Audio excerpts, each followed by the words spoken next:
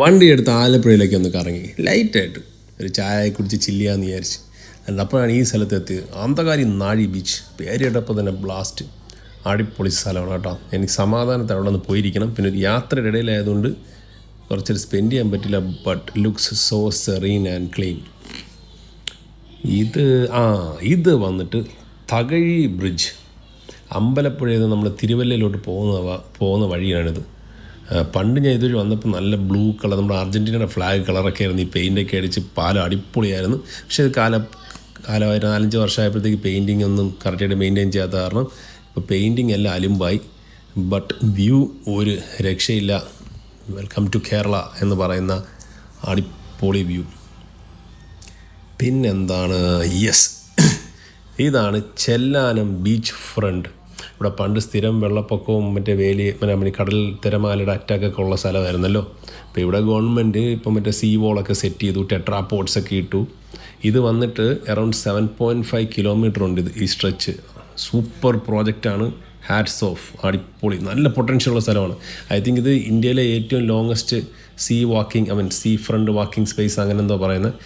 ഇതൊക്കെ ഒരു ടെട്രാപോഡിൻ്റെ വെയിറ്റ് വന്നിട്ട് അറൗണ്ട് 2 ടണ്ണാണ്.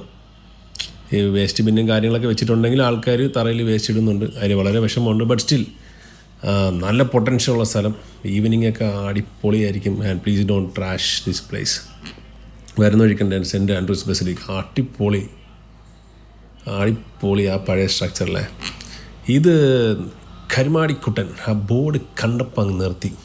പഴയ നമ്മുടെ രാമമണിയുടെ സിനിമയാണ് ഓർമ്മ വരുന്നത്. നല്ല ഒരു പ്രകൃതി സൗന്ദര്യം നിറഞ്ഞ ഒരു അമ്പലം ഞാൻ കണ്ടു. അതിൻ്റെ അടുത്തൊരു ചായക്കടയുണ്ട്. എന്ത് ചെയ്യാനാണ്, ട്രാഷൊക്കെ ഇട്ട് വൃത്തിയേടാക്കിയിട്ടൊക്കെയാണ്. ബട്ട് സ്റ്റിൽ വെരി ഗ്രീൻ, സെറീനാണ്. പക്ഷേ ആക്ച്വലി ഇതതിൻ്റെ അടുത്തുള്ള ക്ഷേത്രമാണ്. ഇതിനങ്ങോട്ട് പോകുമ്പോഴത്തേക്കും അവിടെ ശ്രീബുദ്ധൻ്റെ ഒരു പ്രതിമയുണ്ട്, കരിമാടിക്കുട്ടൻ എന്ന് പറയുന്ന.